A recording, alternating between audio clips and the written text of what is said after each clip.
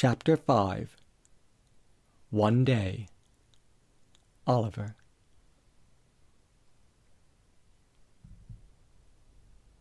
When I lifted my bike from the dirt to leave, the sun glared at me. Not angrily, I knew. The sun wasn't upset that I'd ignored it most of the day. Just it hung explosive face to face in the late afternoon. 5 o'clock or so. I averted my eyes to gather my thoughts. When I looked back, we'd both in our own ways adjusted to the situation. The sun put a hand on my shoulder and drew me in. No longer did it harbor such fierce brightness. Gentleness and friendship instead. The feeling stayed with me as I mounted my bike and turned to go, holding my mother's pound cake in its green plastic tub. Uncle Theo, who loved pound cake, lived a few miles due east. It was his birthday, which was also his least favorite day, and my mother had made him a cake to cheer him up. All the way, the sun rode at my back, keeping me balanced. It shed light on electric lines, tall red cedars, loblolly pines, the road. Joni and Wade Gibbs roared past in their red Ford pickup, loaded with chicken wire crab pots. Town was still over 2 miles away. They waved, I waved back. Green grass grew at the side of the road. The lyrics of frogs rose from the swamp-like ditches. I felt independent, protected, and at home in the world. Soon I'd be there. Soon it would be summer, when my time would be my own. Soon I'd have it all figured. Soon. Mostly, though, as a 13-year-old boy, I stuck with now.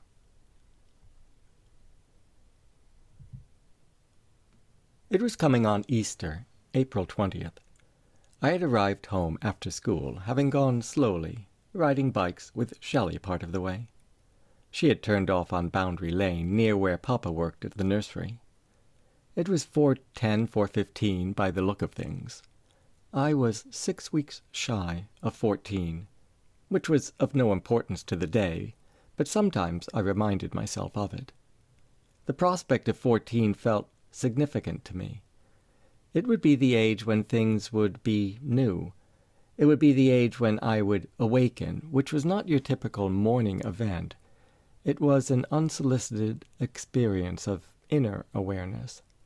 Not that I was on the lookout for it, though somewhere unconsciously I must have known. A change was coming, was overdue in fact, something that I had no control over, other than to welcome it or not. Years later, Sandy Moore bumped into me at the station. I hadn't seen her since high school graduation. Wouldn't see her again, ever. Anyway, she knew that we shared a birthday, and we'd both soon turn 41. She told me as we rode the train back to New York's Penn, that beginning near your 14th birthday, and more broadly at approximately 13-year intervals, there comes a revival to your life and consciousness. The sloughing off of the old and the welcoming of the new. It's a moment of renewal in human growth. And it is represented in pictorial form by the moon, as there are 13 full moons in the moon's year cycle, before a new year begins.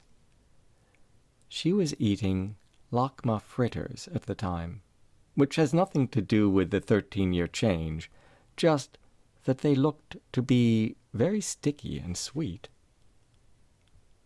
The point is, 14 would play out that renewal for me, as would 27, 41, 54, and so on.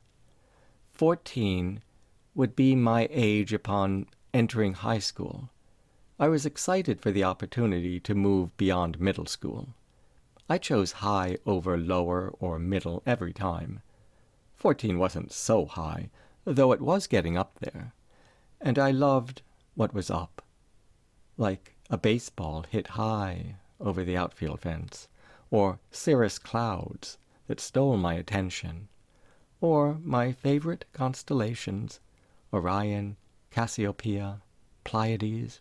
You could have named any arrangement, and I'd have said, sure, that one too. Though it wasn't so much the stars themselves that appealed to me, rather the allure of what's out there, over the fence, high in the sky, or deep in the open secret of space. I liked the thought of what was through that cosmic door. I liked that it was my easy choice to go there. But back to 14. It is the number of points used for peace negotiations at the end of World War I, which I had a lot to say about. Well, sure, it was our duty to work out peace, though what was the matter with people that they had to solve their conflicts by killing one another to begin with? Why so difficult to settle differences without violence? It made no good sense to me. Why is everyone subject to the ones in charge, especially if those supposed leaders worked more out of self-interest rather than from a place of cooperation? Maybe the leaders didn't know how to control their passions for power and success. Maybe they just hadn't sloughed off enough of the old so to welcome the new, which is a world of mutual support. Because even a 14-year-old can learn that. Even a 14-year-old can be told by his teacher that the greatest power and success isn't personal. The greatest success of a nation is seen in the well-being of all who live there. And each nation's power is revealed in an accommodating, helpful nature to other nations of the world.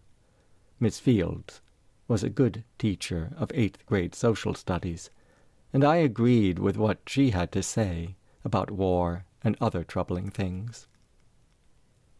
On the topic of conflict, there is, of course, a world of opinions and differing views. It's individual, egocentric views, however, that keep us apart. We are kept isolated by not moving towards others, despite the bridges everywhere, thousands of invisible bridges here for us at every step. According to Miss Fields, and I agreed, we have only to want to live with one another in order to cross. We have only to trust the necessity of others in our lives. In those early teen years, Papa saw me as a budding diplomat.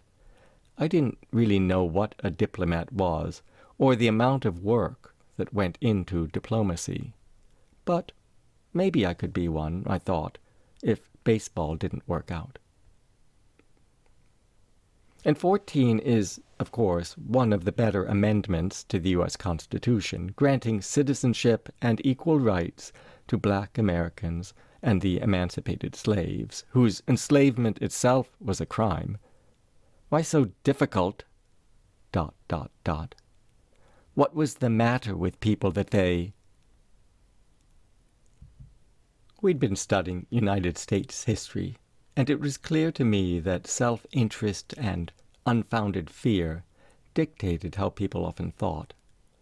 For many, it was simply more profitable to concoct a picture that gave them the stuff they wanted, like land and power over others, amnesia with treaties, like the better parcel, better job, better health care, the upper hand. All that is good and helpful and of value in the world is for me, not you.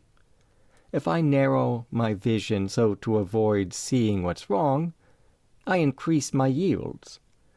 And the earth spins on, as compassion intended. I added sarcastic commentary in the margins of my history book, but I never had to pay a fine. 14 is something to consider. That's the theme. It's the moment after the transformation when you move on. It's also a mountain peak of significant height. 14,000 feet is getting up there. It's a fortnight, and the atomic number of silicon. It's neither a score nor a pack, though it is a stone. It's the number of lines in a sonnet, an additional way of looking at a blackbird, and 1 year older than Juliet Capulet. Those are just a few of the facts I'd learned at school. Shakespeare's Juliet was 13, same age as I. However, according to the Bard's unvarnished notebook, a posthumously published manuscript I imagined and then wrote for extra credit, Juliet wanted to be 18, to travel the world and make something of herself, something besides a mother, maybe a biker or a social worker. She was a young person ahead of her time. In that regard, Shakespeare's Juliet reminded me of Shelley, who said if she were president, she'd run the country right. Shelley was already having sex, but vowed to be her own boss. I wasn't Shelley's Romeo, more a sounding board. Her Romeo was Lonnie Baxter. Lonnie had turned 16 in January and had a scar on his face, likely from a sword fight with the Capulets. Speaking of Capulets, Shelley's last name was Capote, like Capulet, though straight-up identical to Truman, the author. The only Capote story I knew back then was The Thanksgiving Visitor. Talk about mean. Odd Henderson was the meanest. The beginning of that story sticks with me, as does the stoning in The Lottery, and the whole sweet yam thing of Invisible Man. My mother and I had been reading Invisible Man together since Christmas. Mother brought it out and said, "Let's read this." Her secret power was to make things more visible, shooting stars at night, injustices in the world, steaming hot, buttery yams. I am, you are, we all need to be seen, Mama would say. My mother, too, was an author, though a private one, limiting her readership to her family. She had notebooks filled with poems and songs, most of which I had never read, and soon she would write a story for my upcoming birthday. Chesapeake Kid, that's what she'd call it. A funny tale about some nameless 14-year-old boy from Maryland who set off in a tiny boat with a crab and an oyster to seek his fortune in the Alaskan wilderness. How they got all the way to Alaska in just a few pages, well, that would be telling. Thing is, on April 20th, 2 days before Easter, I didn't know about that story. I was still 13, blindly transforming. It wasn't my birthday yet. It was Uncle Theo's. I knew the day as Good Friday, though I didn't know what made it so good. I knew facts about history and sonnets, odd Henderson and racism. I'd grown up on the Maryland shore with my younger sister, who I liked to call Cricket, because she loved animals, all animals, even ticks, and because once when she was barely 2, she let a large black cricket use her leg as a practice room. The insect took out a chair and began bowing its instrument right there on her thigh, creating music that soon put my sister to sleep. I always found it difficult to sleep when listening to crickets. Much easier to let my mind go crazy together with the music, to imagine bright things in the darkness of my room. I'd picture sunlight sparkling on water, or the daytime sky, with or without clouds, the sky as a place to soar like a buzzard, like a plane, or the sky as a place to grow, like a thunderhead, maybe burst open and rain, drops pouring down to water the ground, plants sprouting up over the entire earth, our blue-green colorful planet. I'd picture places I might go, things I might do. The sound of crickets, the doors, all around. I knew how to imagine, that's for sure. But what I knew best was the certain undemonstrative joy I felt when I took in the world. As Ellison wrote, "The world is possibility, if only you'll discover it." Flowers bloomed on the 2 pear trees Papa had planted. One tree had been a gift to me, the other to Cricket when we each turned 6. I saw both trees as I rode my bike to my front door. Cricket's pear looked nicer than mine in the late afternoon sun, though the light played both trees with equal artistry, as if they were instruments, flutes, recorders, rosewood marimbas. It played those white pear petals pianissimo. I had to hold still to hear, had to really tune in to open my ears. I wished that I'd had a camera to prove the musical light. But why would I need to prove something so obvious as light? Wouldn't the world play the same for my mother and father, say, as it did for me? Same good world, musical, beautiful. Wouldn't it play the same for my sister and her friends, or for my friends, Michael, Shelley, Mary B., for everyone in the world, even corrupt politicians and loan sharks? They had eyes and ears and hearts, enough to see the music of the world on their own. They didn't need proof from me. It was a simple matter of noticing things that are there for everyone, right in front. I went inside. My mother was the only one home. I entered the kitchen and stood for a minute watching as she wrapped a pound cake in wax paper and placed the cake in a green tub. I listened to her hum as she worked. I stood invisible until she saw me, whereupon she stopped her song and smiled. "There he is, Mr. America." "What?" "My long-lost son. Oh, my prodigal." Sometimes it was important to play along. "Do I know you?" I asked. "What a way to treat your mother." "Oh, my mother. Oh, right. I thought you looked familiar." She jotted a note to go along with her cake and slipped it into the green plastic tub. "What's for dinner?" I asked. Suddenly, I'd become very important to you. I headed to my room, which was also important to me. "Fried chicken," she said. "Cricket won't eat it. Of course, I'll make her something else." "Okay," I said, walking off. "I know you just got home," said my mother, interrupting my passage. "Would you take this to Uncle Theo?" That was 4 miles away, but I liked Uncle Theo, and even though he was a borderline misanthrope, he seemed to like me. He claimed that I reminded him of a certain summer way back when he fished for salmon off the coast of Alaska. I never thought to ask him how exactly I was like that particular summer. Didn't mind, though, being compared to a season, especially the summer. Summer was the best.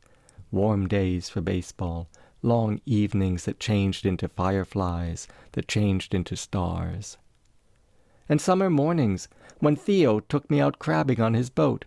I'd wake early as 3:34, meet him at the town dock. We'd putter along at the break of dawn, and I'd watch the seagulls congregate in our wake. The birds would hope and dare and swoop for food. And then, one summer afternoon, I remember it well, the two of us, Theo and I, walked part of the route Harriet Tubman had taken on the Underground Railroad to get slaves out of Maryland, East New Market towards Preston. The sun, with its light, came along for the walk, but in our imaginations it was nighttime and the tracks barely visible. The route was weeds, whispery fields, and plenty of darkness for the escaping people. It was difficult to make out the way. Half a moon rose in the east, and a bunch of sympathetic stars, Polaris for one, hung high above the corn and grain. The faint light of that star accompanied Harriet as she cautiously moved the train from station to station. "Who we are, take us who we are," she'd call like an owl as the engine arrived. "Who, who, quiet now. We'll sleep in the shadows, we will not die. All men, all women, all children of this world are beautiful creations. There is glory in us all that at last we feel when we are free." And Theo and I, back in our daylight, quietly stood trying to awaken the history at our feet. We bowed our heads to the afternoon and looked for sparkly diamonds near the rusty and forgotten rails, listening for the vibration of footsteps and any stray voices. Or at least that's what Uncle Theo said he was doing when he put his ear to the ground. Who, quiet now, all children of this world. And I remember the time with my uncle. It was my 12th birthday. We explored an abandoned, crumbling orphanage outside Cambridge, where he also heard voices. Uncle Theo said that the government thought of orphans the same way it thought of Native Americans. They were unnoteworthy, pitiable, semi-people, who the nation was forced to acknowledge just because it couldn't really get rid of them now, could it? So the government gave them a barren corner of existence to show how much it cared. Then later, one Saturday afternoon in winter, Theo came to pick me up at the house, and we drove to play pool at his favorite bar on Promise Street, my first experience in a bar. It was dark and smelled stale, like a basement without windows, or like the musty old house of my mother's friend Edwin. I remember there was a bird named Good Lord in a cage in the corner of the bar. The bird stared at me when I walked past, and I did nothing to greet it, nothing to free it. Instead, I sat at a wobbly table with Uncle Theo, listening to the quiet clink of pool balls striking one another, as my uncle explained the rules of the game. "Sure," I said, watching as my mother emptied a cup of flour into a bowl. I took the pound cake. The kitchen smelled good. I was excited about fried chicken, and I turned to go back out into the world. Late spring. I just turned 12 that day. Uncle Theo had the idea to take me on a road trip. He wasn't good with giving things such as books or baseball gloves. He preferred to give experiences. Boat rides, car rides, explorations. There was this lost orphanage, a favorite place of his overlooking a large marshy inlet. Not far. No one else would be there. We'd have it to ourselves. My uncle didn't speak much on the drive. Instead, he listened to his music, asked twice if Baltimore was still my favorite baseball team, which it was both times. Must have been Beethoven he played, but I didn't pay much attention to the music. Our windows were open. The cool rushed in. The land sped past. I extended my arm out the window and played with the speeding air. We crossed a long, low bridge over the Choptank River, which Theo explained was the name of a native tribe and not a description of the choppy, churny water. When we got to the site, Leo pulled off the road and parked. All I could see were trees and bramble. We walked through the woods and came to an opening with a large brick building, most of the windows broken. Weeds and wildflowers paved the way to the missing front door. The air smelled fresh like honeysuckle. Off in the distance there stood the bones of a barn, a few fruit trees, and the memory of a garden. That brick building and barn impressed me, not because of their size or grandeur, more because of their decay. Both buildings stood in ruins. They each contained a storied past, a troubled present, and a missing future. I couldn't read or hear those stories, but looking, I had a sense of abandonment from which I could not turn away. Why were these buildings in this particular place, out in the middle of nowhere, having long ago given up the fight? "Well, do you?" asked my uncle. "Do I what?" "Seems you're not here." "I'm here," I said. "Been trying to ask you." Uncle Theo had been talking to the distance, so how was I to know he meant me? "Ask me what?" "What today is."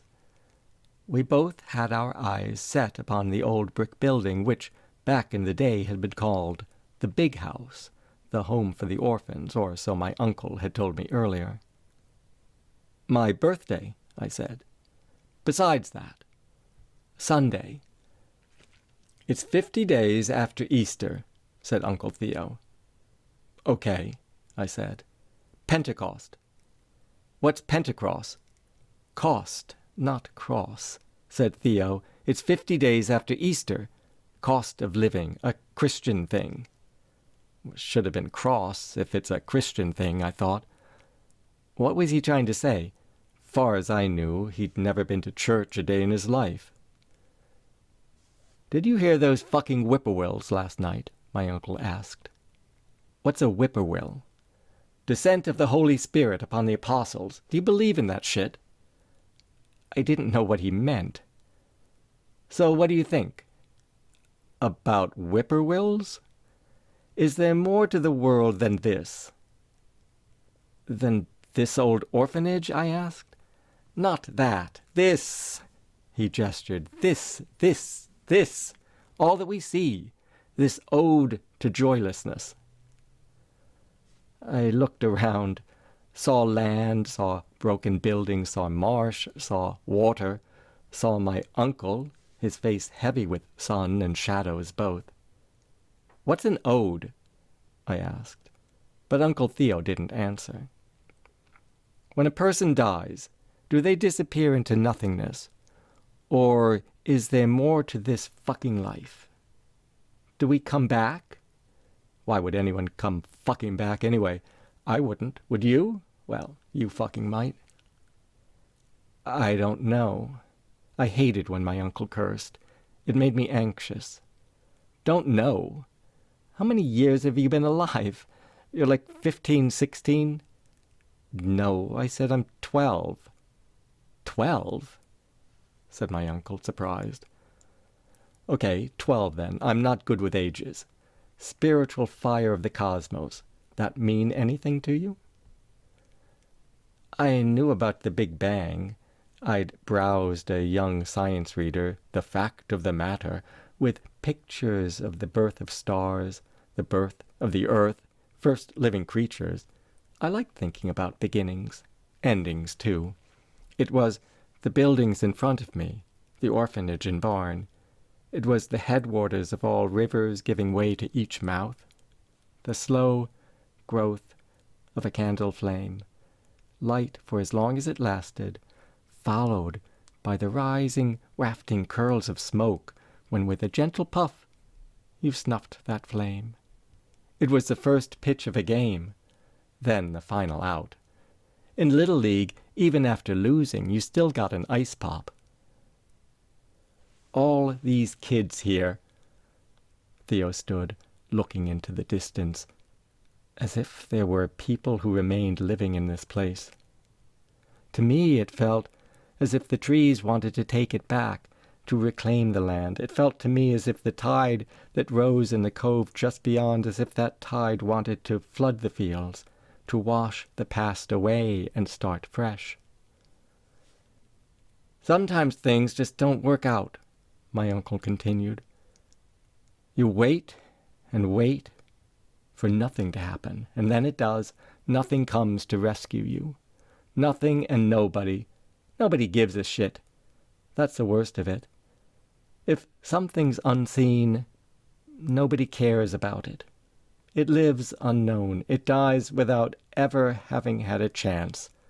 And that's fucking bullshit. Theo walked to the brick building and I followed. I remember those words because I hear them to this day. Lives unknown. Dies without ever having had a chance.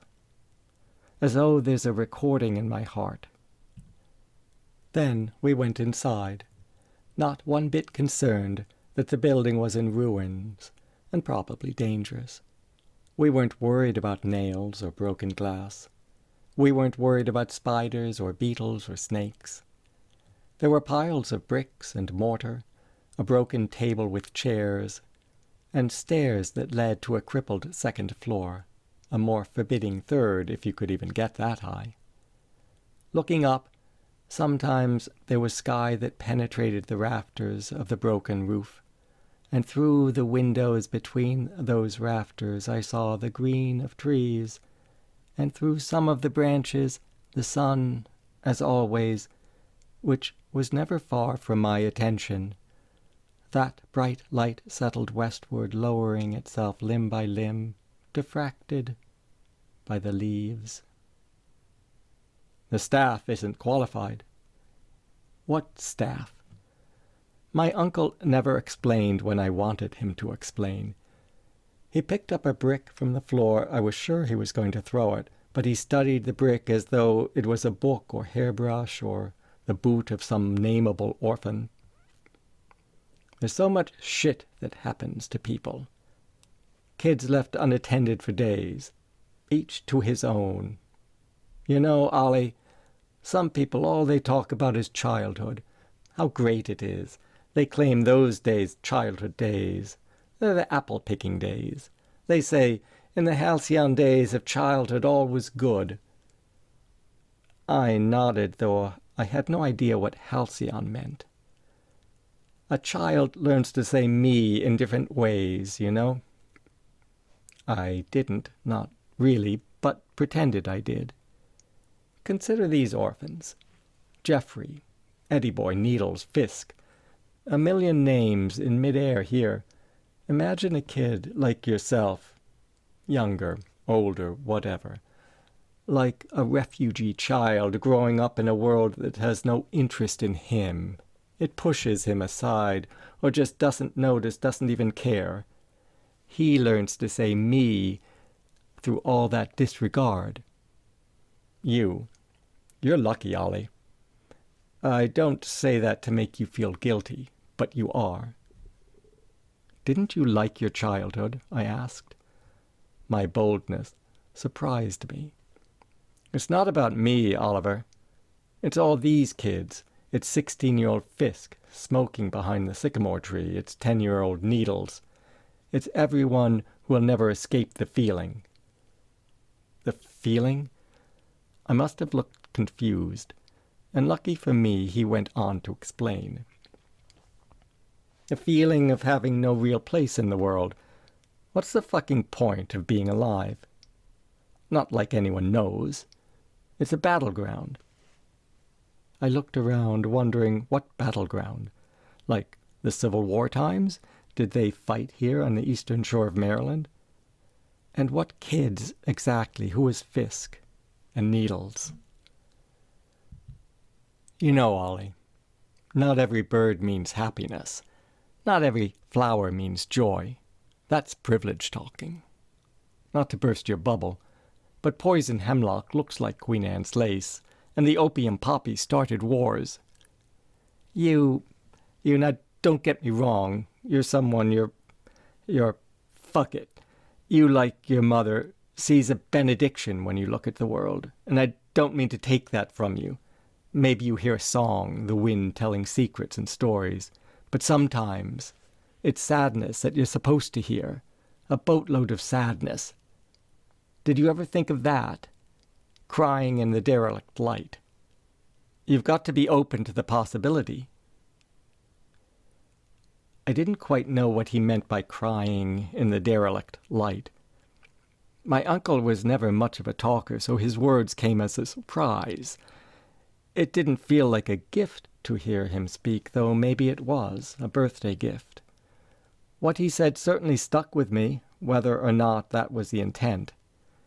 His words landed heavy and stiff, a thick, dark blanket to keep me in place, not the blue of the far-reaching sky or the green of the young June leaves, not the bright, briny smell that I preferred in the distance where the marsh grasses grew.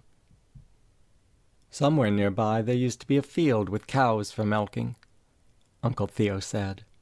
The boys, kids, they grew corn and wheat, tomatoes, like slaves. They really had no choice. All their chances were reduced to a handful. Careful, Needles. Careful, Eddie boy. When you open that hand, the wind'll fucking take those chances away. We stood inside a while, listening for the children out working in the field, listening for cows lowing to be brought back to the barn. I liked the way the sun, streaming through a broken window, landed in a pile of light, like bricks, only brighter. Uncle Theo seemed so bothered by things, by these children I couldn't see, who were all doomed to end up more separate from the world than they already were, no matter the cows at their fingertips, no matter the corn at their feet. I could not sense this sadness about the children, and if I ever before had sensed a cause for concern about my uncle, I had not given it much thought. Most likely, this was the first time he had offered himself in full view. Uncle Theo stood listening to whatever it was he was hearing. Yet all I heard beside the dust settling on his words were birds out of nowhere, probably flitting among the marsh, catching insects. I heard a gust of wind that shook the branches. I heard my discomfort with my uncle's thoughts. But I heard no children or cows or troubled lives. "You know how my father took to the road?" Theo asked. I knew his father had killed himself when my mother was 14. Uncle Theo must have been 12, my age, when it happened. "You're really worthless if you can't finish your own life, one way or another," he said. Then he said something which I did not hear, but I've tried to hear it again and again. I've put my ear to the air to hear. I've put my heart to the memory. It just won't be heard. And I could never get my uncle to repeat it, not that day and not the next, nor later after he was gone. "Let's get the fuck out of here." When my uncle cursed, I knew he was afraid. Out the building, he turned quiet and stayed that way as we walked to the marsh. He squatted at the edge, staring across the rising tide and ripples. Waves lapped through the green-growing rushes, a favorite song of mine, better than Beethoven. The sun stared down from its decreasing angle. Eventually, it would see eye to eye with us. Eventually, if we weren't careful, we'd be looking straight into the sun, burnt of all possibility. And then what would happen? We'd be out of words, out of time, out of moves to get away, no chance any more to go off on our own and live among the colors and clues of worldly light. We'd no longer be free or able to do things, anything upon the earth. We'd be welcome at the sun's front door, but powerless to go in, blinded by so much putting off of things, by so much standing still. I mean, talk about feeling discouraged. It's not what was supposed to happen on my birthday. Talk about missing all the stuff I liked best, like having a catch, like riding my bike, like hearing Cricket come into my room and ask me what I was doing. I didn't know where the afternoon had gone, but the tide was changing, and I wanted to go home. "Could we go soon?" I asked. Uncle Theo stood up. I could tell his legs were stiff and sore. He turned to me. "You should have said something." "I just did. I mean earlier. Always speak up. Don't let me bully you." "You don't bully me. If I ever do, don't be like the frog in that story." "What story?" "With the scorpion, the frog and the scorpion." "It's okay," I said. And it was. I felt the weight, the ache of my uncle's existence for the very first time. I wasn't a frog, and he wasn't a scorpion, though increasingly I felt that he was the opposite of me. His opposition, however, didn't bother me. It would never harm me, never diminish me or himself. In fact, it revealed us better. His opposite nature made the two of us our own indisputable selves in one and the same family. And that, I think, is why he liked me.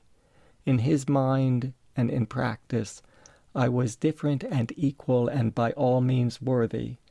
I was completely separate yet utterly unified with him, the way notes of a symphony have their individual place and are linked in the piece. When we got back in the car, Uncle Theo told me a joke. Jokes were his concession to my lightness of being. "Why does a milking stool have only 3 legs?" I thought about this. "Because if it had 4, it would be butter." I said, better. Now, that could be true, but it's really because the cow has the udder. Oh, the udder. We drove to Theo's house just inside St. Martin's, listening to his music the whole way back. The Baltimore Orioles, the buzzards, the gulls, and his buddy Beethoven. Then I, far from an orphan, rode my bike home for a birthday dinner of cheese fondue and homemade bread. A few wrapped presents, a room of my own, no fear of it being taken from me, no fear of me being taken from my family or my family not being there for me. And a special birthday cake, baked by my mother, which was much better than any store-bought one. Better, yes. That's the honest truth.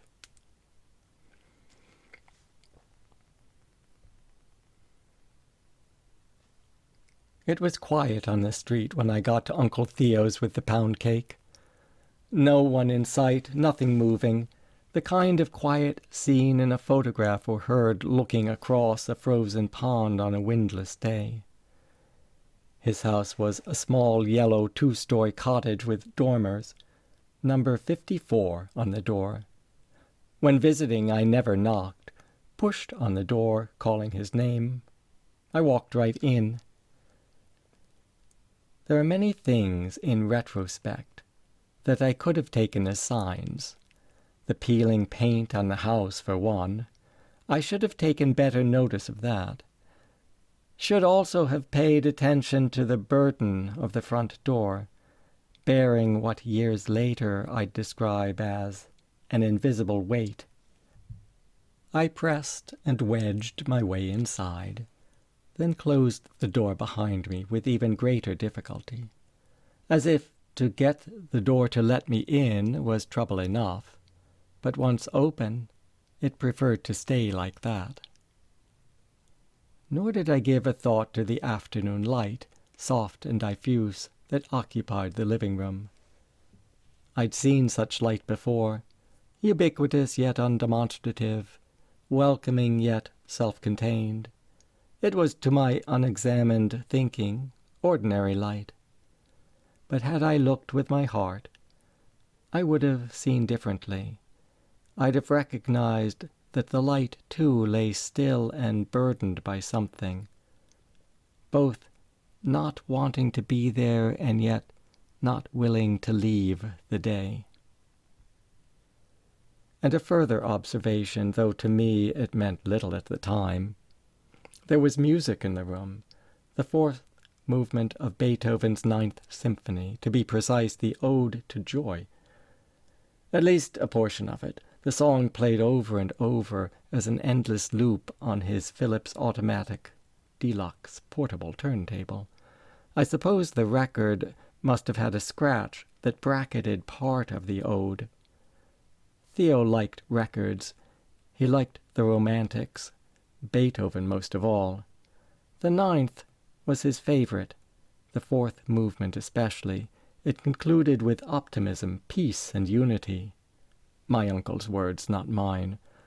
Over and over, the theme played in the room late that afternoon. The soft hum of music, the celebration of voices, it was words I couldn't understand. They called for brotherhood, reaching for it, embracing it, and then, because of the scratch and the vinyl, doing it all over again. I listened to the loop, the bass and soprano, the tenor of voices. I listened as I'd heard a few times in my uncle's car. It did little for me, so I lifted the needle and turned off the player, thinking no one was listening, assuming my uncle was out back, cigarette in hand, cleaning his bushel baskets, getting ready for crabbing season. "Uncle Theo!" I called as I headed to the back door. I got no response. "Hello?" I called again. Late one August, when I was 11, Cricket and I were home alone. Our parents had gone somewhere, leaving us unsupervised. It was rare that they would do such a thing, and I don't recall the reason. A nice summer day, though, so what did it matter? I threw my tennis ball against the chimney of our house, going through the innings of an imaginary game. Cricket walked past me, heading off to look for moss, which she loved to collect as bedding for her toy animals. I tossed the ball, fastballs and curves.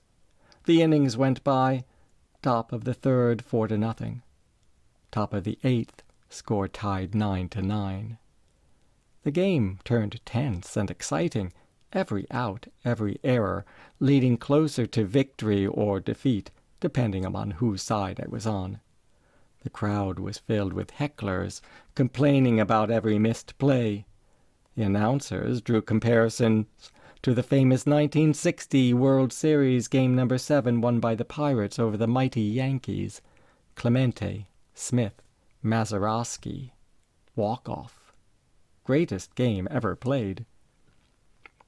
And then, without warning, the world grew quiet, the way it does before a storm. I stopped throwing and listened. It struck me that there was nothing to hear, which is how it should have been if the world had become quiet. But why had it become so disturbingly quiet? Like a house at midnight when the windows are pathways to trouble, and you can't bear to look. It frightened me, and the longer I stood, a minute or two at most, the more I knew that something had gone terribly wrong to cause the world to go rogue like this and abandon its standard operating procedures. Maybe it was the death of one of the 7 seas, or a heartbroken mountain somewhere in Switzerland, a tormented field in Iowa, a love-lost Asian shoreline, a beached whale tide going out, the sun shedding tears on the scene. Oh no. Or maybe it was something closer to home, closer to me, someone in need of help, someone such as my sister, Cricket. My parents weren't there to tell me what to do. The sun above, the stones of the driveway, neither of these were of much help either. I put down my glove and ball and went looking for my sister, calling her name as I walked out the lane. She had probably crossed the street and headed into the woods on the other side. The other side was Frederick Turner's land, 25 acres of hardwoods that, according to my father, were doomed to be developed. Mr. Turner would sell to the highest bidder. 70, 80 houses could fit there easy. Quarter-acre lots for colonial-style construction, cul-de-sac roads, willow oaks, and picket fences. Mr. Fedda, as we knew Mr. Turner, didn't much care about giving space to others. What all they need it for? They just yuck up a good thing. Probably said fuck, but yuck made more sense to me. Mr. Fedda had, all to himself, a large house on 53 acres overlooking San Domingo Creek. He had all the room he needed, and no yuck, no junk, nothing but satisfaction. He had no desire to keep those 25 wooded acres across from us. Best to develop them the way he saw fit. There were no buildings on that lot, only a bunch of old-growth trees, and a half-acre pond, with plenty of peepers and moss. Cricket and I would often study the tadpoles there with Papa, or dig up some ferns to transplant back home. Of course, that was when Papa was with us, instructing us on how to dig, how not to hurt the roots too much. He wasn't with us that day, the day the world went quiet and stopped. Neither was Mama. We were alone, or I was alone. It was late afternoon near the end of vacation. Summer heat clung to the air, moist with humidity. No chance of rain, no bugs to mention, not much to distract me from having fun. I'd read the 5 books for school. I'd written a 1-page report to give Miss Dawson. The late August sun burst from behind the trees right into my eyes, like it was trying to tell me something. Briefly, the strong light blinded me unintentionally. But still it stung. So I nudged the sun to the side, and then I could see again. "Hey, Cricket!" I called. Got no response. "Hello?" It's super important to remain calm, I thought, though why the idea came I couldn't say. Probably came from my mother, from a story she had told. She liked to tell Cricket and me stories, and she'd often highlight her stories with guidelines and general common sense.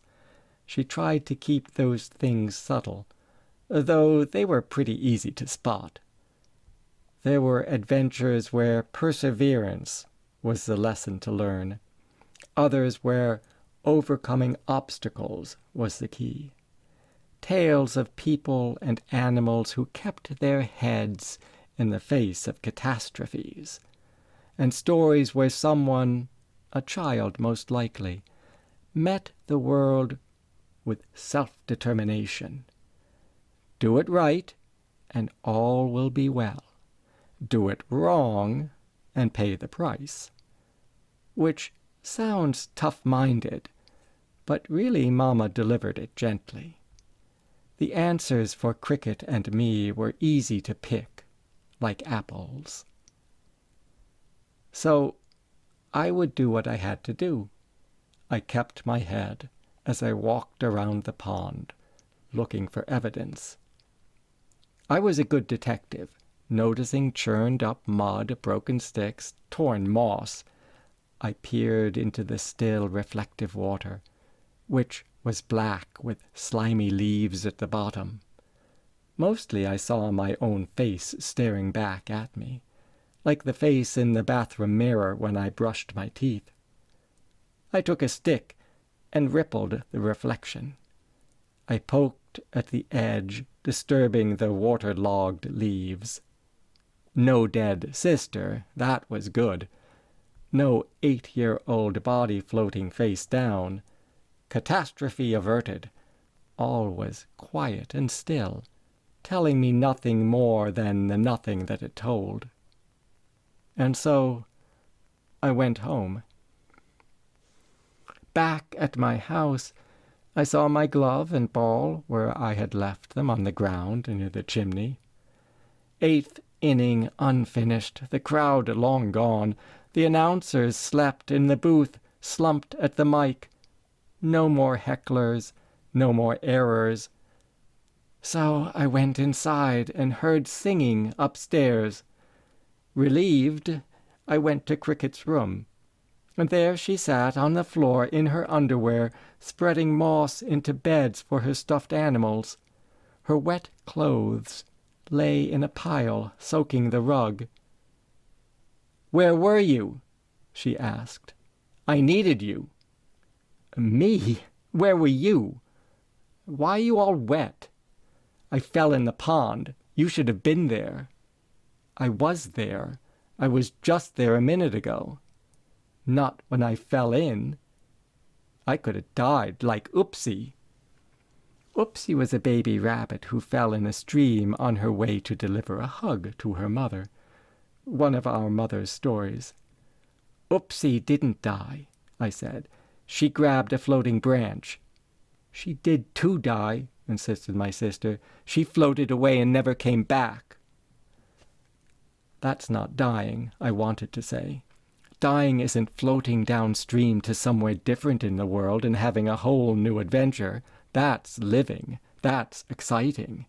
Dying's when you leave the world and don't come back. But I didn't say any of that. Because why argue? Besides, maybe she was right. Though I was right, too. Well, I was a little bit right. And halfway angry. I put Cricket's clothes in the laundry basket and went back into her room. There she was, still in her underwear, building with moss. I could tell that she was angry with me. "Why are you angry with me?" I asked. "Because you should have been there." I sighed. The resistance left my body. The pent-up air went out, and in came resignation.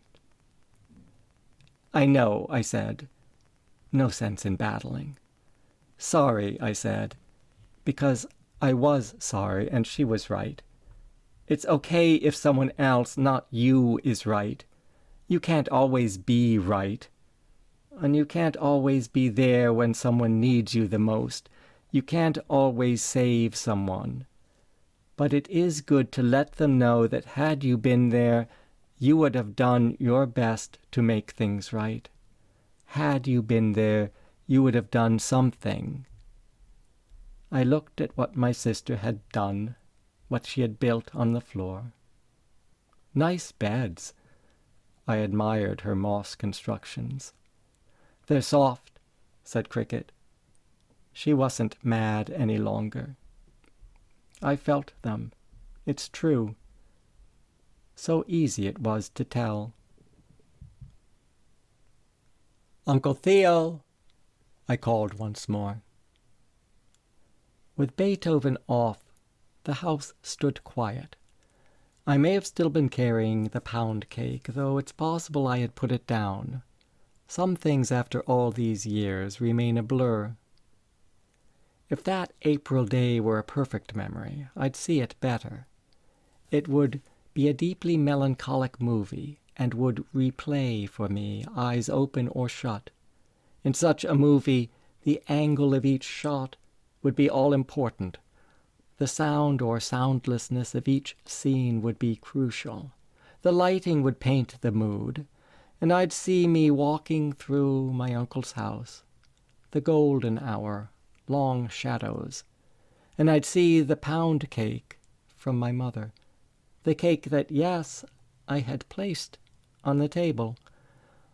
I'd hear the soft slaps of my feet on the wooden floor, the only music for miles In such a movie, the music would be Beethoven to begin with, then a quiet house, and the softness of me walking through. If that April day were now a movie, the camera would focus upon a window curtain, a blast of sun, an empty chair, a mess of stuff strewn upon the floor, a toppled bottle of Jack Daniel's Black Label 90 proof, 3 cans of Colt 45 malt liquor, cigarette butts. Then the shot would zoom out, and depending on how wide it went, it would get a fuller picture of the house in the world, and of the world in the day, and of the day changing over into night. The shot would reveal a place on earth in the midst of life. I might begin to see how that place was good no matter its difficulties. I might even see how that goodness stood as a key to understanding my upcoming life. Of course, that would be a lot to ask of a movie. Not every day can let you in on secrets. Not every day, even upon reflection, can reveal truths to you. There are certain days, however. There are certain scenes, certain slants of light that set themselves apart in a person's life. At 7, 10, 13 years old, and later at 27, 36, the spring when you turn 72, who knows? There come certain moments that make their mark and leave an etching in your soul. You're not made privy to every mystery of the universe because of such moments, but you do begin to think differently about yourself and your relationships. Maybe you actually begin to understand those relationships better. Relationships with the trees and animals, with the people around you. Sometimes you come to the edge of the world. You come to a day when you may look in a mirror or out the kitchen window, or a day when you enter a room like you've done 1,000,000 times before. But now the world seems foreign and unknown. You enter the room, and it is as if curtains have been drawn open to reveal something hidden. And it is not a new item, but rather a new way of seeing. It is new because though you have walked through a physical door to get to this room, you also have moved through a spiritual one. And when you move through a spiritual door, you yourself open. Those curtains have drawn wider your entire being, and now you can see a bit further into life. Very likely at first you don't realize this. What's going on? You feel unsettled, lost. You may even look back to what is familiar, but that is your old self. You are not that person any longer. So you look forward and think, I am here, but how? How am I supposed to do it? And it's true, you have to find your way in your newfound newness. Of course, it will take time to work out. Nothing is suddenly easier for you. In fact, it may be much more difficult for a while. Your soul, like a newborn, stands at this edge.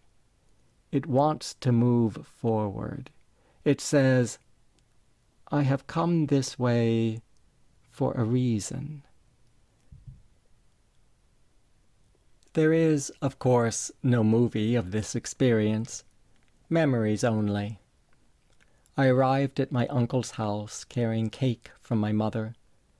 I was an 8th grade student in Miss Marsh's homeroom, a boy who loves baseball, a boy laying down his bike in the late afternoon light, A boy walking into his uncle's house, holding a gift of food, confused by the repetitive music at first, and then, when he turns off the machine, a boy confused by the quiet, empty house. I called, "Hello." I thought about leaving, thought about going out back to look for my uncle smoking, thought of writing a note, something witty, and leaving the note with the pound cake on the table. And I was, in fact, about to write such a note when I decided instead to look upstairs in my uncle's bedroom. Maybe he lay asleep in his bed or had blacked out on the floor after drinking too much. I knew about his drinking. It frightened me. I hated when my uncle drank because he slurred his words and hated his life and hated his boat and hated the sun and the wind and his name. Yes, even his name he hated. So up I went, worried, not wanting to be part of any unfounded hatred. And as I climbed, I was oddly convinced that others, who they were I had no idea, but others, moved with me on the stairs, strangely feeling that they, those accompanying others, offered protection from hatred and other negative things. Someone at my back, someone at my side, and someone in front of me, leading the way, keeping things positive. I'd come to wish my uncle a happy birthday, to deliver my mother's cake in person, maybe to ask him if he'd take me to play pool again, or simply sit for a while and listen to his music before I left, holding one of his jokes. I was not prepared for what I'd see when I went in his room. When I stepped through his open door, I was not ready to meet my uncle, hanging from a rope. But that is what happened. I met him hanging. I met him dead. He should not have been dead. Should have been drunk on the floor, maybe. That would have been better. But he hung from a beam, unable to move. He hung still as the grave, quiet as the grave, motionless. He could not look my way. He could not say hello. I didn't want him to look at me, not then. I did not want him to say hello, not how I saw him. How inappropriate that would have been. But none of it was appropriate. I didn't want what I saw, and though I didn't want it, I also did not look away. I don't know why I didn't look away. I took my uncle in as I saw him. It was a completely new way of seeing. He hung by the neck in his best black jacket and sky blue tie, head tilted left in unnatural ease, his two bare feet with clothes neatly folded on his bed. I stood just inside the door trying to focus.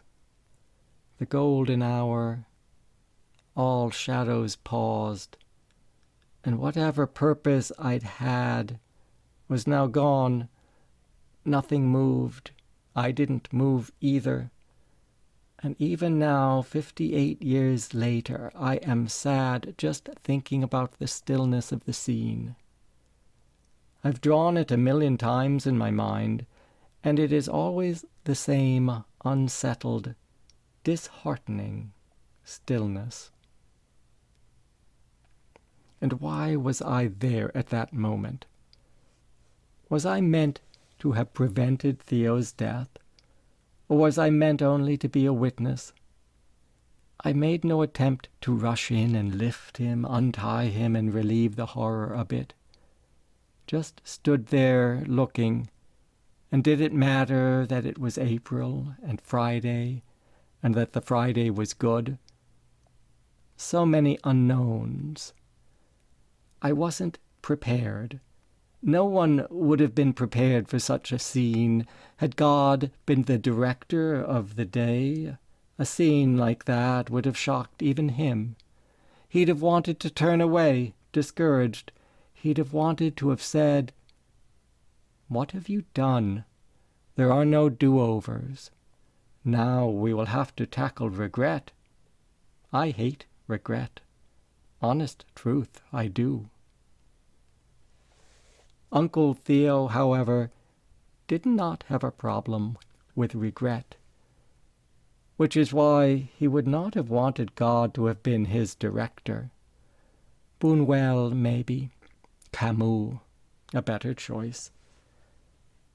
"You and I are boats in our own private harbors," Uncle Theo said to me once. "Don't take offense, Sally. You've got it good, while me, I'm off by myself. We're both of us on our own. Truth is, all of us are. All of us are on our own. Truth is, nobody fucking cares.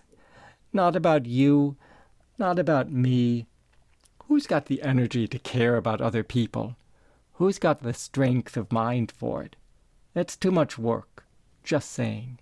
Show me a person who says he does any of this day in, day out crap for others, and I'll show you a goddamn liar." I stood transfixed at the open door of my uncle's room. And maybe I should have done something else. Should have gone next door for help. Should have called home. Instead, I sloshed back and forth through all that is past and all that is future. When I returned to the present, to myself in the doorway of that room, I saw my uncle hanging, utterly still, utterly a source, as the poet Seamus Heaney once wrote about his mother who had died. And I thought, so Theo might hear, "It's your birthday today. I've brought a cake from Mama." A birthday is the day life on earth begins. It doesn't begin with cake, but with a breath of fresh air. For my uncle, it began on April 20th, 41 years to the day, before he killed himself by taking a rope and looping it around a beam, noosing one end to his neck, and then letting go. Later I asked him how long he waited with the rope around his neck. Did he hesitate even a split second? What was he thinking would happen when he died? He did not have much to say. So, over the years, I've had to answer it for myself. Over the years, I have thought about waiting, the idea of waiting, how we spend a lot of our time in the grips of waiting. We wait for water to boil and bread to toast.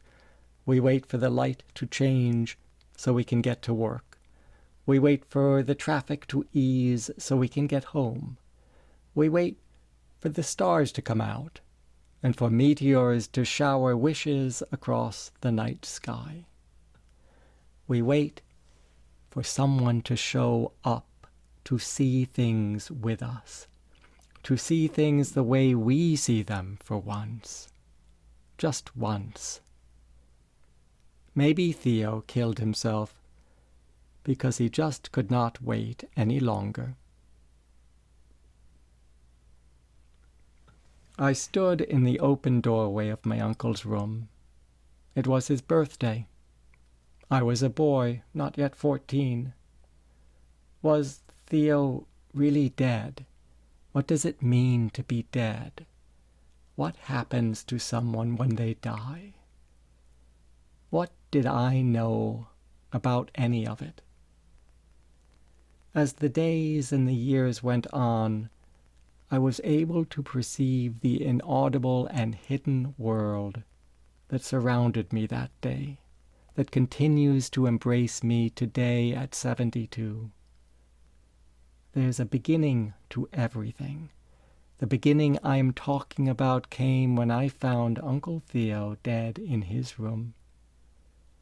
I had to first approach what waited for me in that room. I couldn't be afraid of it. Why be afraid of Theo even in his death? That was not something I would do. So I took a step forward. I eased into the room. My life has been a series of beginnings. As luck would have it, out of nowhere there have come countless opportunities for change, inexplicable shifts in direction to keep me from falling asleep in compliance. Every shift, every redirection of the flow is a new beginning upon which I can build and from which I might grow. It was a spring day, and I was 7. Not the first thing I remember, but a good place to start. I was taking out the compost. The bucket was a metal bucket, and I stopped for a minute on the grass. The morning sun shone in my eyes. It glanced off the metal bucket. The fresh blades of grass tickled my bare feet as I stood. The green itself, the coolness of the grass, and the softness of that tickle awoke me. I was awake already, but this was different. The sun, the grass. The world is good, which, being 7, I did not think, but the thought was there to be had. All flare of the sun, all features of the grass worked together to make their point, which widened my being a bit and etched itself in my memory so that some later day I might know.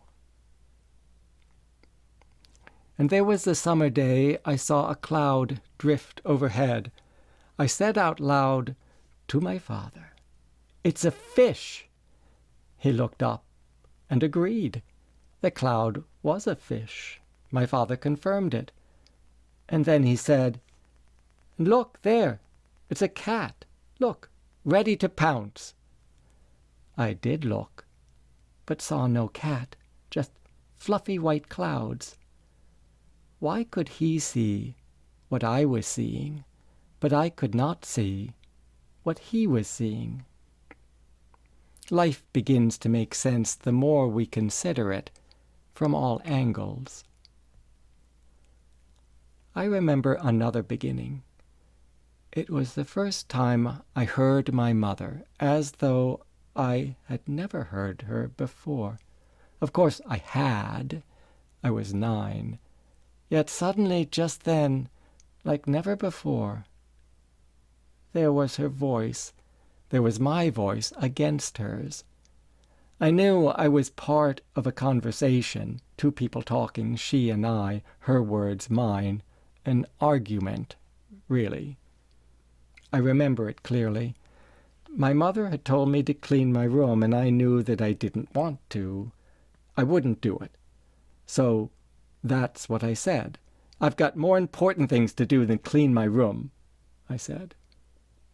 But what did I really know about the value of my time or the true meaning of importance? What a stupid thing to say.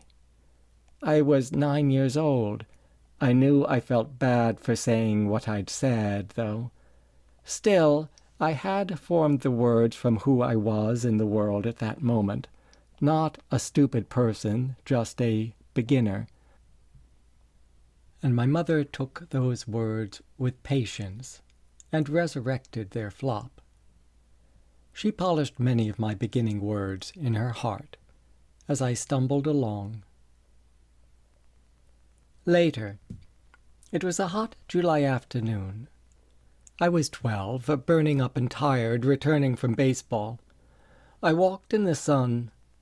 The quiet road was blisters of asphalt, the heat an unending burden.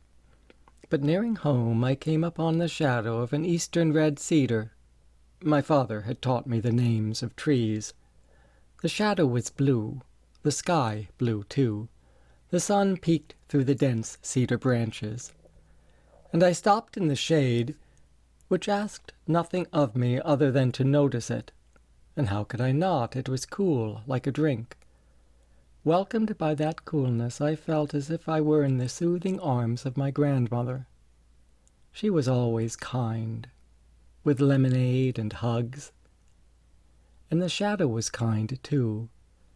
It was caring all around me, if I only might know it. Part of me knew. Part of me just wanted to get home. When I continued, the warmth of the sun returned, and I was okay with its contrasting radiance. The sun, also, was there for me in its own way. I didn't have the language yet to explain the experience, just a knack for appreciation. It was a small thing, really, but quite an important step in my devotion. I took the world as it gave itself to me, the light and the shadow, the good and the bad. I took the world as it gave itself, with a lawfulness of its own, having nothing to do with physics, biology, or the police. Everyone comes to the world in his own terms. You pick up thoughts like stones from the ground. You form your words around these thoughts from who you are at each moment. Like once I remember it, my sister and I were sitting on the front steps, and Mama came out the door carrying that metal bucket of stinky compost, rice and beans, moldy bread. It must have been noon, and I looked at the compost and then at my mother as she shut the door. How many times had I carried that bucket? How many times had she carried it, so to deliver its wealth? Only this time I saw the humor in it. So I said, "Thanks for bringing us our lunch." And she laughed, and Cricket said, "Yuck." It wasn't the very first laugh, or thanks, or yuck of the world. It was another beginning for me, the first time I remember thinking about connection and the joy it can bring. Whether we see it or not, we are involved in each other. We include ourselves in the long involved world, a world of jokes and curses, of spirit and dispirit, of light among shadow, shadow among light. And I am the one who takes the world to heart. I remember how I would wake in the morning, go down to the kitchen. I'd feed on the early light that entered our house, no questions asked. Shadows of tree limbs danced on the wall. Sunlight, shadows, me, the wall, the four of us in the room together. There was no privacy in that kitchen, but that was okay. There was relationship everywhere. At first, I did not know much about the relationship, didn't think about it, didn't plan for playdates, didn't bolster connections, didn't deny them either. I accepted the world because, well, was there really another choice? The world and I were born to spend our time together. Both world and I are born with time and openness. I am a door myself if I don't put up walls. I am fields and skies, and the door swung wide to give my time and to receive the time of others. It's a good way to begin and to move from there, through the door, step by step. It's a good way to move by always beginning.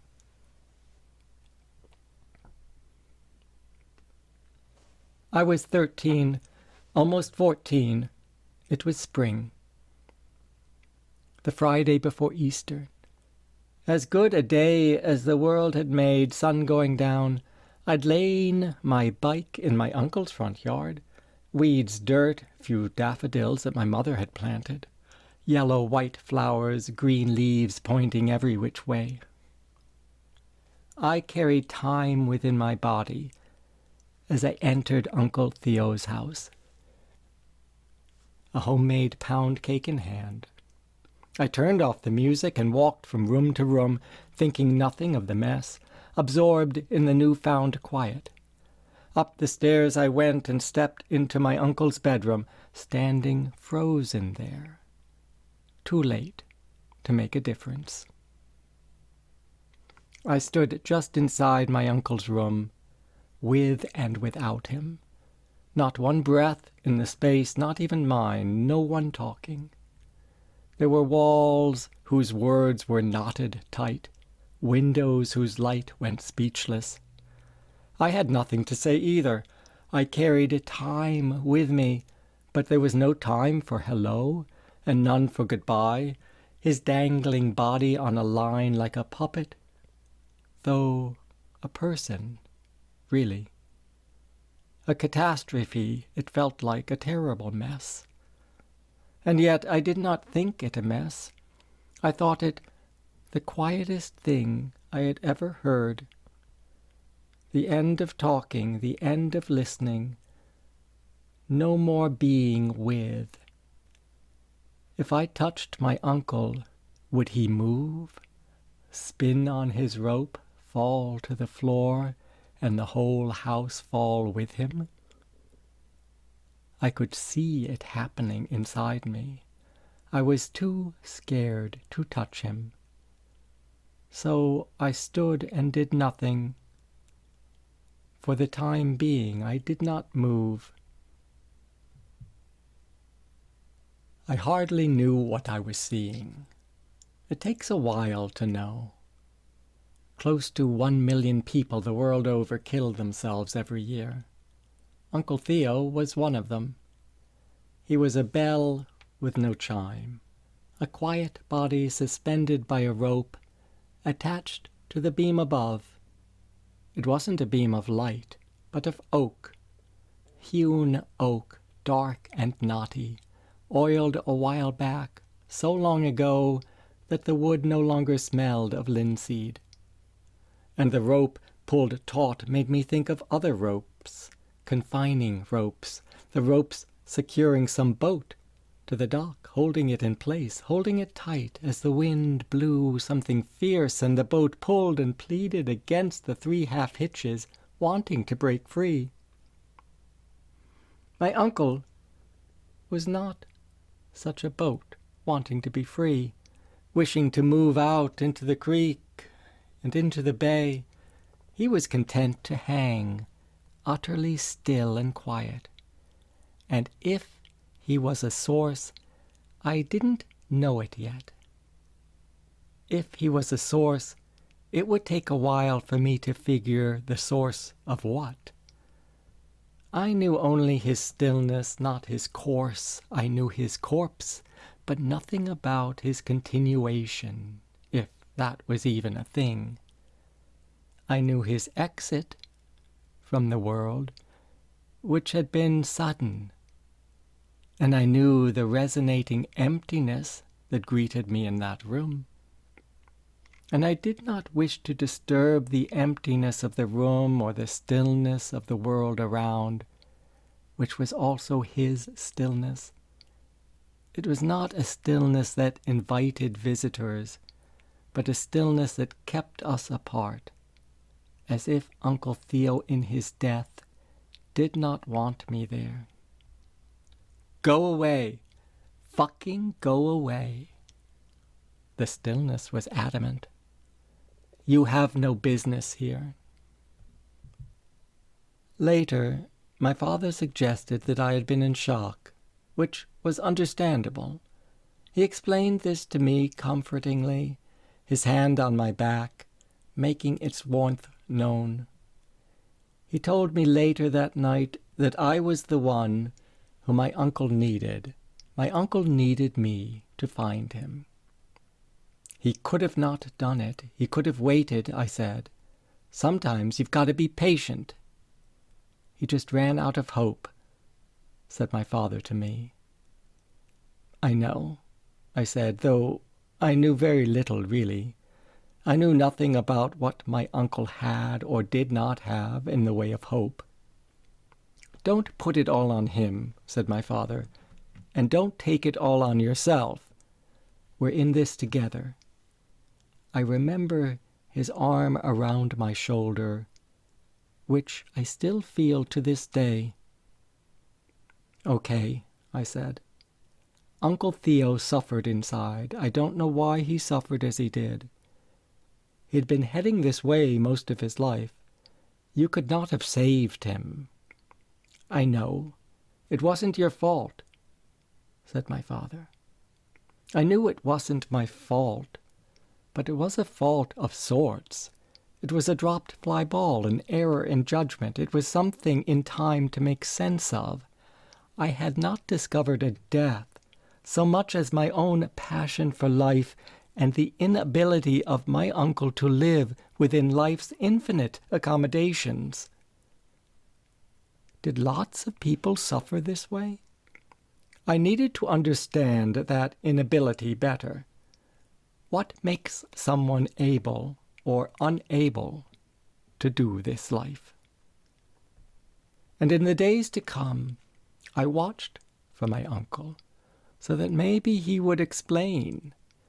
I listened for him in my room at night before I went to sleep. I watched for him as I walked to school, out among the cedars and oaks, the shadows and the light.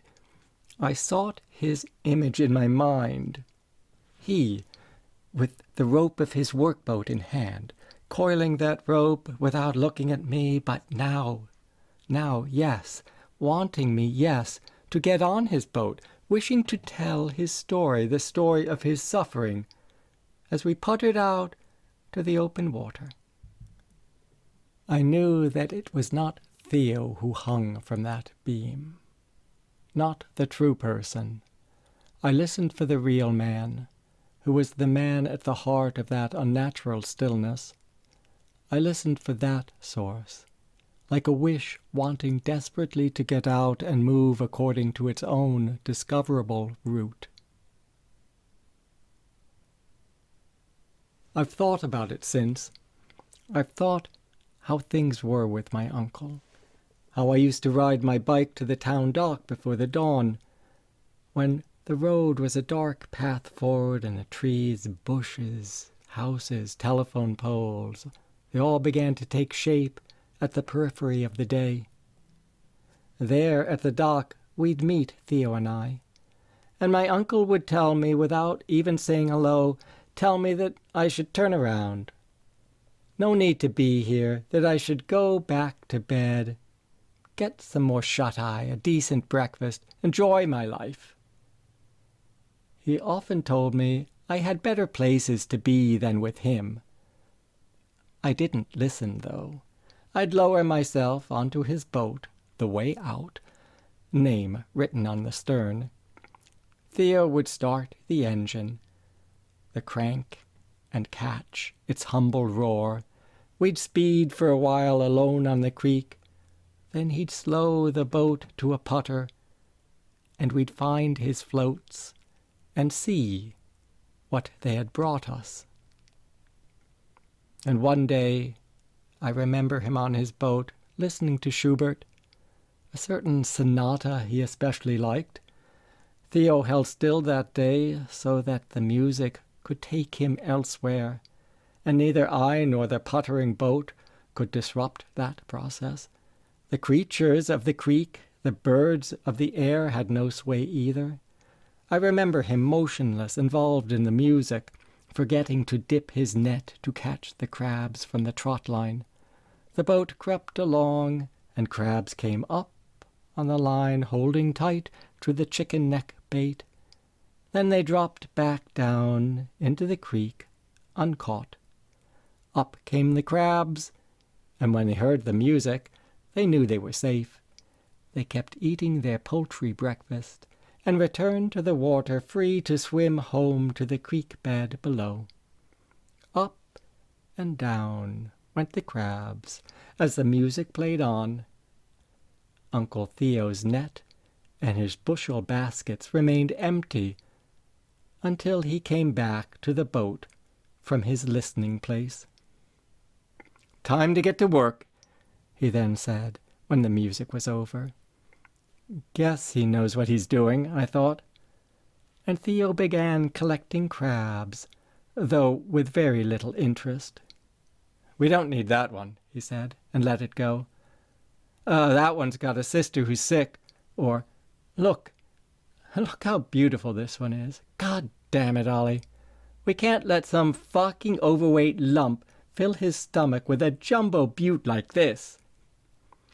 I felt sorry for the ones he decided to keep. What did they have? What did they lack? What made them the unlucky ones? Then, when maybe 4 or 5 bushels had been filled, my uncle held up the final crustacean, careful of the pincers, saying, This is the crab we've been looking for. Let's go home." And we returned to the town dock that day with a very light catch. And I remember him other times in his car, watching the road, nothing to say. Fields and electric lines passed us by, a small bridge over an inlet, geese in the sky. I remember him sitting at that abandoned orphanage as the sun went down. That day, my birthday, so long ago, the evening sun appeared to settle right into his body. Down sank the sun, entering my uncle. It entered him. I saw it. No doubt in my mind. Did Theo ever know the sun inside him? Because it sure didn't seem so. Rather, it was his negativity and disregard he most wanted to share. He stood waiting to see what bad news the rest of the day would bring, never aware of the sun's wise light mixed with his blood, there to illuminate the future. And is that why I began to think? Is that why he took his life that day? Because he did not know the light and could not see the future? Or did he take his life, yes, exactly because he did see things clearly, or so he thought, and the future looked like an intolerable, relentless burden? Early evening, 6 o'clock, just inside the room. Uncle Theo had killed himself. Tragically, that was clear, which was not at all a life experience I ever wanted or wished for. Who would choose to pivot his life on the death of another? My uncle was good to me. He was part of my days, part of my language. He lived alone just down the road from where I lived. He was hard, he was soft, shadow and light. He was the music of Beethoven, the lap of waves against the hull of his boat. He was the wind gusting over the white-capped water. He was brother to my mother, son to his mother. He was the way his car squealed when he made a left turn, the clinking sound of beer bottles when he turned to the right. He was cigarette smoke wafting in air, stuck in a room, and a joke now and then that I held in my mind. I included him unequivocally in the world around me, and really he had no business dying so soon. Mostly I was struck by the utter senselessness of it all, and slowly it would be something of which to make better sense, the way I woke every morning without problem, and the world gradually, gracefully, thankfully came into focus. Things of the world take time to see. They take time to figure, which is why all people and places, why every aspect of the physical world comes loaded with time. There is time in stones, in water, in people, usually enough so that we have ample opportunity to make out what's going on. Slowly the time releases as words and pictures, spring leaves on branches, rabbits nibbling greens, clouds loitering upon the sky. Time releases as flowers, too, petals of the musical pear, daffodils, crocuses, yellow forsythia. I see flowers bloom, and these blooms come thanks to time transforming their buds. I see it happening in fields and ditches, and where there are cracks in the concrete. It's a colorful sight, a nice thing to see. Though not everything that emerges from time is so welcome. There is sadness. There are people who are relentlessly sad. There's confusion and ambiguity, too, that comes from time. Fungus, drought, and all forms of withering and decay. Most of this is much less pleasing than flowers, and there are many who would say that the only thing you can count on in life is that eventually things will go bad. People, of course, try to outmaneuver this, but soon enough, many say, time turns to suffering, and, well, it's best to accept this. It was something that I never could accept, though. There had to be another way. By keeping all people and all things in the goodness of my heart, I would ever remain optimistic. There is suffering only until I align myself with the spiritual reality of life and love. There is senselessness only when I close my eyes, when I look away, when I tell myself that I have no business here, that I have no part to play. But if I stay with things, if I reflect a bit, if I see the invisible bridges all around, they come into focus. And if I walk those bridges from myself to others, there is plenty to find in the way of sense and meaning.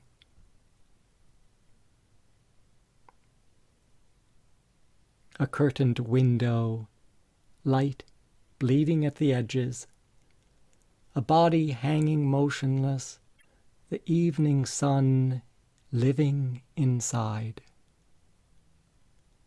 There are keys and clues at every turn, answers to death, and mostly an undeniable acknowledgement of life,